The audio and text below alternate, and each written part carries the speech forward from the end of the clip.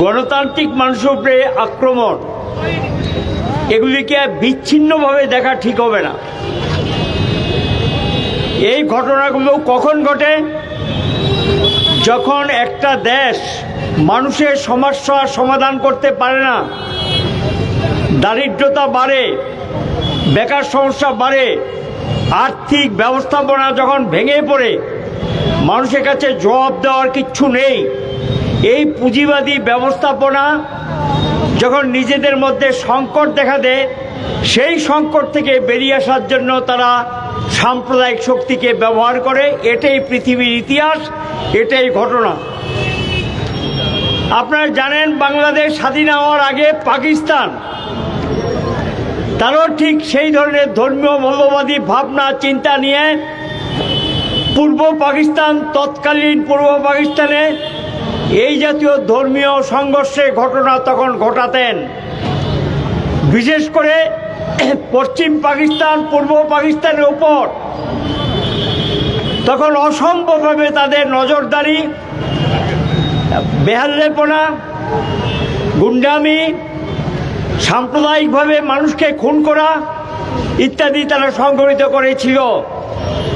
এই ব্যবস্থাপনার বিরুদ্ধে বাংলাদেশে ধর্মনিরপেক্ষ গণতান্ত্রিক শক্তি ঐক্যবদ্ধ হয়ে শেখ মুজিবুর রহমানের নেতৃত্বে বাংলাদেশে একটা গণ অভ্যুত্থান হয়েছিল। এটাকে পিছিয়ে মারার জন্য পশ্চিম পাকিস্তানের বাহিনী সেই দিন নির্বিচারে মানুষ খুন করেছিলেন, হাজার হাজার মানুষকে সেই দিন খুন করেছিলেন। খুন করে ভেবেছিলেন এভাবে মানুষকে দমিয়ে দেবেন। ভুল, এভাবে মানুষকে দমিয়ে দেওয়া যায় না। এর বিরুদ্ধে বাংলাদেশের জনগণ রক্তের বিনিময়ে লড়াই করে তারা সেখানে স্বাধীনতা এনেছেন, বাংলাদেশের জন্ম হয়েছে। এবং এর পেছনে ভারতীয় জনগণের একটা বিরাট ভূমিকা ছিল। বাংলাদেশ থেকে যারা উচ্ছেদ হয়ে এসেছিলেন, ধর্ম বর্ণ নির্বিশেষে সকলকে থাকার জায়গা করে দিয়েছিলেন, নানাভাবে তাদেরকে সাহায্য করেছিলেন। এটা স্বীকৃতি হিসাবে বাংলাদেশ স্বাধীন হওয়ার পর ভারত বাংলাদেশের মধ্যে একটা মৈত্রী সম্পর্ক গড়ে উঠেছিল। উভয় দেশ পরস্পরের পাশাপাশি এগিয়ে এসেছিলেন। অসংখ্য চুক্তি সম্পাদিত হয়েছে, বাণিজ্যিক, সাংস্কৃতিক বিভিন্ন দিক থেকে একটা ভ্রাতৃত্বপূর্ণ সম্পর্ক স্থাপিত হয়েছিল। মার্কিন সাম্রাজ্যবাদ, আমেরিকা এটাকে ভালো চোখে মেনে নিতে পারেনি। বাংলাদেশের স্বাধীনতাকেও তারা ভালোভাবে মেনে নিতে পারেনি। তখন থেকেই তারা ভোট পেতে ছিলেন এই স্বাধীন দেশটার মধ্যে কিভাবে অশান্তি তৈরি করা যায়। সিআইএ, আমেরিকান গোয়েন্দা সংস্থা, পাকিস্তানের গোয়েন্দা সংস্থা আইএসআই, এরা বাংলাদেশে মৌলবাদী শক্তিকে ব্যবহার করে সক্রিয় করে তুলেছিলেন। তাদের লক্ষ্য একটাই ছিল, বাংলাদেশে যে গণতান্ত্রিক পদ্ধতিতে নির্বাচিত সরকারটা আছে এটাকে উচ্ছেদ করতে হবে। এই লক্ষ্য নিয়েই বাংলাদেশের সাম্প্রদায়িক শক্তিকে তারা মদদ দেন।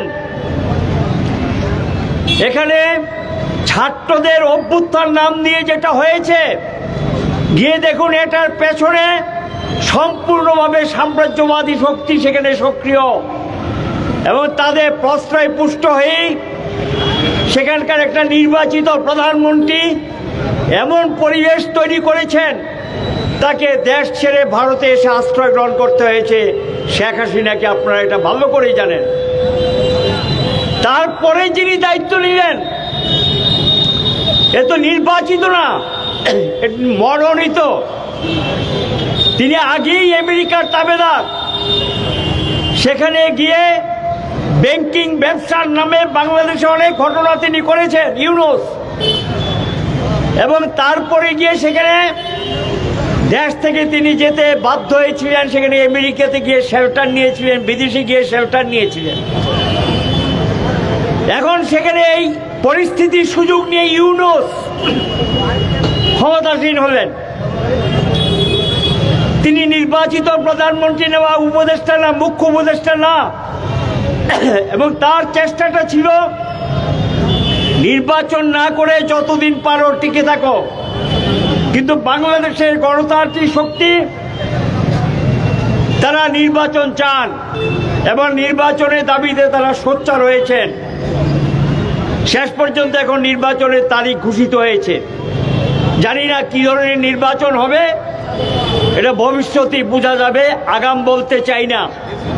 আমরা চাই বাংলাদেশে সুষ্ঠু নির্বাচন হোক, গণতান্ত্রিক পরিবেশ ফিরে আসুক, সেখানে ধর্মনিরপেক্ষ যে নীতি ঘোষিত হয়েছিল সংবিধানে, শেখ মুজিবুর রহমান যখন প্রধানমন্ত্রী হয়েছিলেন তিনি ঘোষণা করেছিলেন বাংলাদেশ হবে একটা ধর্মনিরপেক্ষ রাষ্ট্র।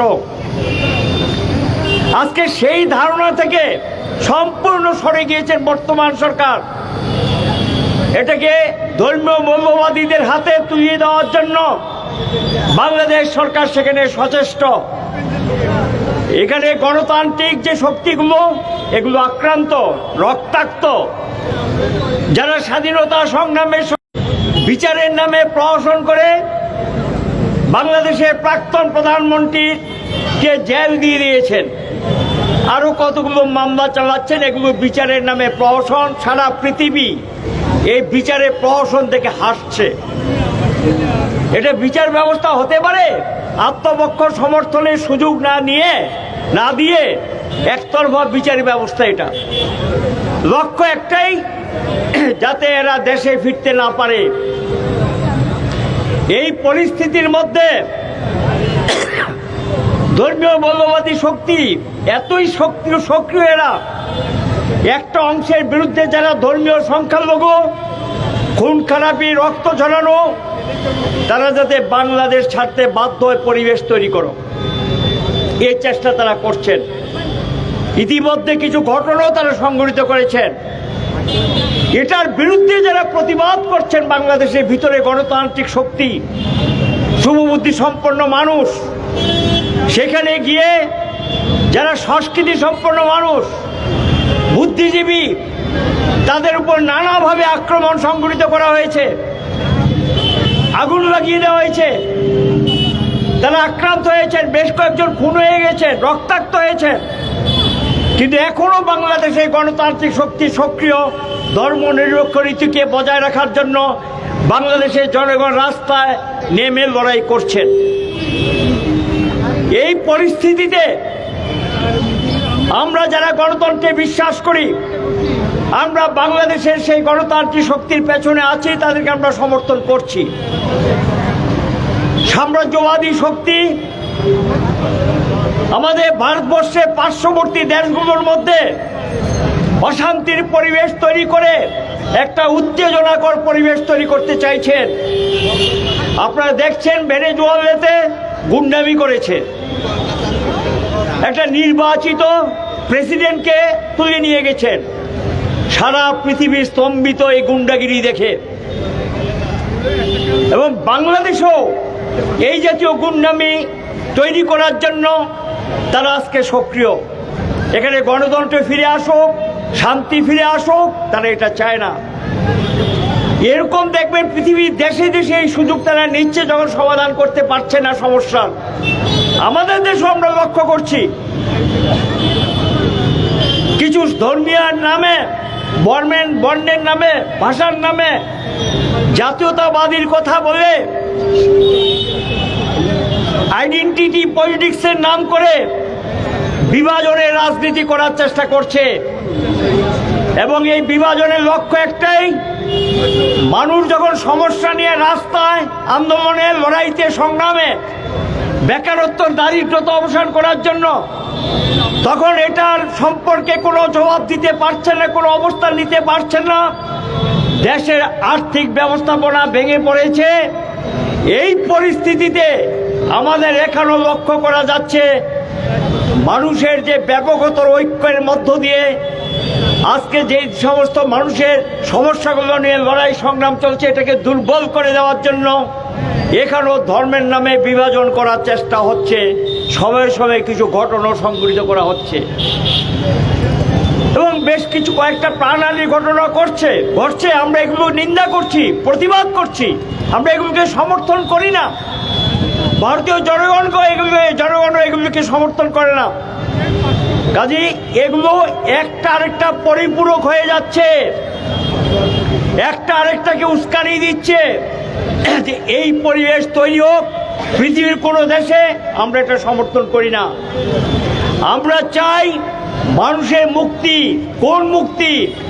আর্থিক স্বাধীনতা, বেঁচে থাকার স্বাধীনতা, কথা বলার স্বাধীনতা, চলাফেরা করার অধিকার, মতামত প্রকাশ করার অধিকার, ভোটদানের অধিকার, এগুলি একটা একটার সঙ্গে যুক্ত। এবং এই অধিকারগুলো হরণ করে নিচ্ছে কখন?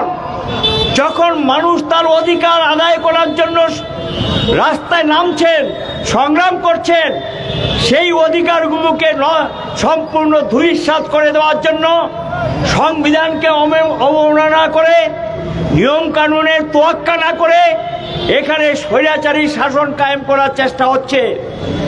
এই জাতীয় যে ব্যবস্থাপনা, এটার বিরুদ্ধে আমরা প্রতিবাদ করছি এবং সেই প্রতিবাদে বামপন্থীরা সক্রিয়। একটা কথা মনে রাখতে হবে, বামপন্থীরা যদি যেখানে দুর্বল হয়, এই জাতীয় শক্তিগুলো সেখানে মাথা চাড়া দেয়। কাজে বামপন্থীদের শক্তির উপরে নির্ভর করে একটা দেশ কতটুকু এগিয়ে যাবে, একটা দেশে গণতন্ত্র কতটুকু থাকবে। এই যে আজকে ভারতবর্ষের এই অবস্থা, সংবিধান অচল, অনেক কিছু অচল করে দিচ্ছেন, আইনি ব্যবস্থাপনার উপর হস্তক্ষেপ করছেন। এই অবস্থার মুখ্য কারণ বামপন্থীদের শক্তি ভারতবর্ষে দুর্বল হয়েছে। একসময় বামপন্থীদের শক্তি যখন দুর্বল ছিল না, তখন কিন্তু ভারতবর্ষে এই জাতীয় শক্তিগুলো মাথা চাড়া দিতে পারেনি। কাজে গণতন্ত্র রক্ষাকারী একটাই শক্তি হলো বামপন্থীরা। এই বাংলাদেশের দিকেও তাকিয়ে দেখেন, এই পরিস্থিতির মধ্যে বুক চিতিয়ে যাই শক্তি আছে বামপন্থীদের, তারা রাস্তায় নেমেছেন, তারা প্রতিবাদ করছেন, তারা আন্দোলন করছেন, তারা সংগ্রাম করছেন, তারা ঐক্য রক্ষা করার জন্য সামনের সারিতে গিয়ে এসছেন। কাজেই বামপন্থী শক্তিকে শক্তিশালী না করে গণতান্ত্রিক শক্তিকে শক্তিশালী করা যায় না। গণতান্ত্রিক শক্তিকে যদি শক্তিশালী করতে হয়, গণতান্ত্রিক ব্যবস্থাপনাকে যদি শক্তিশালী করতে হয়, তাহলে বামপন্থীদের শক্তিকে বাড়াতে হয়। আমরা সবার কাছে উদাত্তভাবে আহ্বান জানাবো, বামপন্থীরা যে লড়াইটা করছে, ঐক্য সংহতি রক্ষা করার যে লড়াই, শান্তি সম্প্রীতি রক্ষা করার যে লড়াইটা করছে, এই লড়াইটাকে আমাদের অব্যাহতভাবে এগিয়ে যেতে হবে এবং সামনের দিকে নিয়ে যেতে হবে।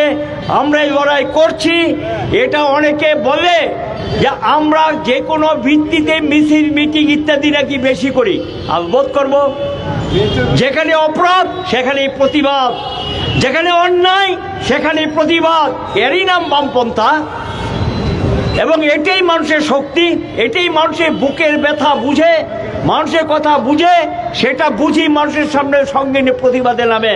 আজকে আমরা এখানে ঠিক এই ধরনের একটি মিছিল সংগঠিত করে বাংলাদেশে গণতান্ত্রিক শক্তির প্রতি আমরা আমাদের সংহতি প্রকাশ করলাম, দেশের জনগণের শান্তি সম্প্রীতির প্রতি আমরা সংহতি প্রকাশ করলাম, তার সঙ্গে প্রতিবাদ করলাম এই জাতীয় শক্তিগুলোকে দুর্বল করুন, গণতান্ত্রিক শক্তি এগিয়ে যান, আপনাদের পেছনে গোটা পৃথিবীর গণতান্ত্রিক শক্তি থাকবে, এ আশা এবং আহ্বান রেখে এবং তার সঙ্গে বাংলাদেশ সরকারের যে ভূমিকা, এটা তীব্র নিন্দা এবং ধিক্কার জানাচ্ছি।